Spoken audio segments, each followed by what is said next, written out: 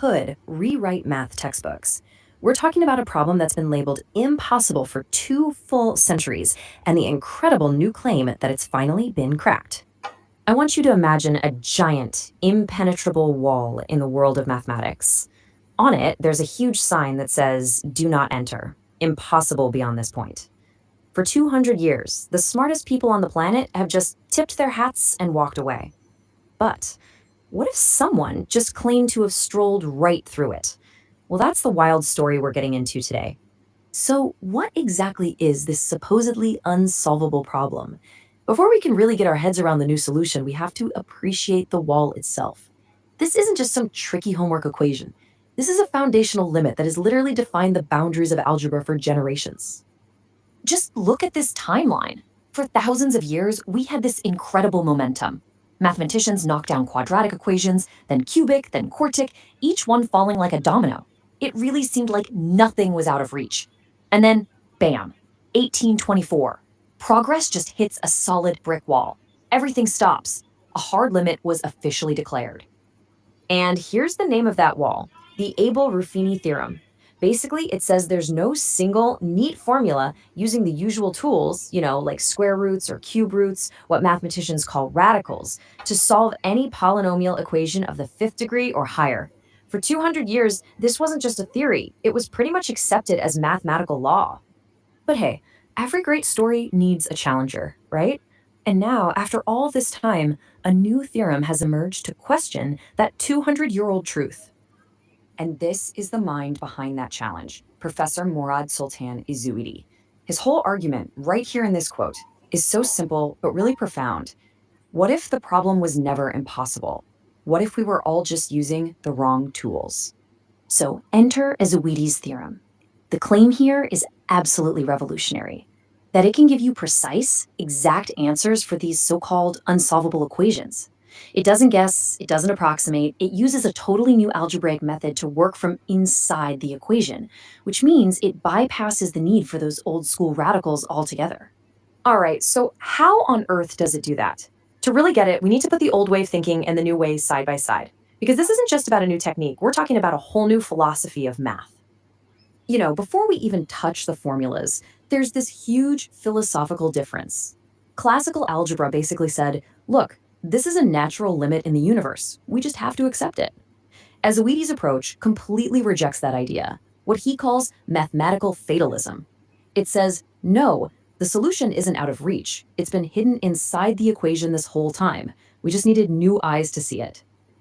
This table really breaks down the practical differences. On solvability, the word impossible becomes exact. The theory behind it shifts from those radical expressions to something new called recursive discriminant structures, which is a fancy way of saying it finds hidden patterns within the equation's own numbers. And check out the accuracy. We go from an approximation, which always has a margin of error, to a solution that is 100% verifiable. Okay, talk is one thing, but can it actually be done?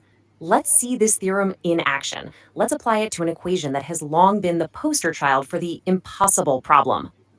Here it is, a sixth-degree polynomial.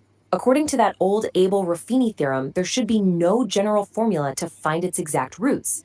For centuries, the best we could do is just plug it into a computer and get back a messy, super long decimal approximation. But this new method promises something way more elegant. So the Izzuidi method follows this really clear process. It's not about guessing or getting close enough. First, it reorganizes the equation into these neat layers. Then it uses the equation's own numbers, its coefficients, to transform itself. And finally, it just extracts the exact answer through a series of logical algebraic steps.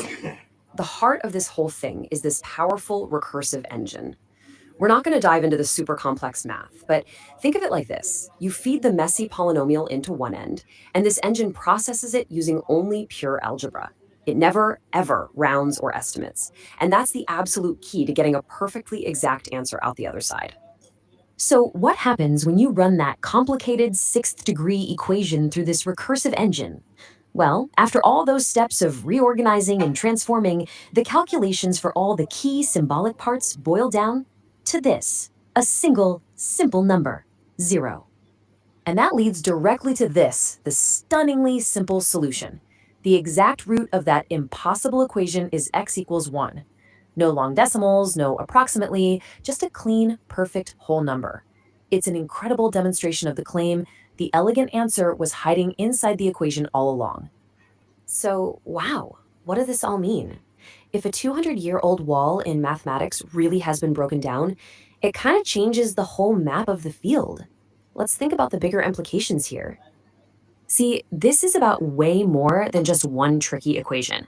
As the research suggests, this could redefine what it even means to solve something.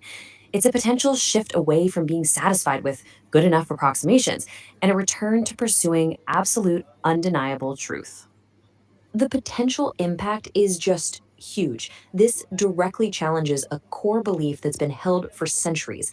It could redraw the known limits of algebra and fundamentally shift the focus of mathematics back toward finding perfect, exact answers. The ultimate claim here is that no polynomial is truly unsolvable. And that leaves us with a really fascinating final thought.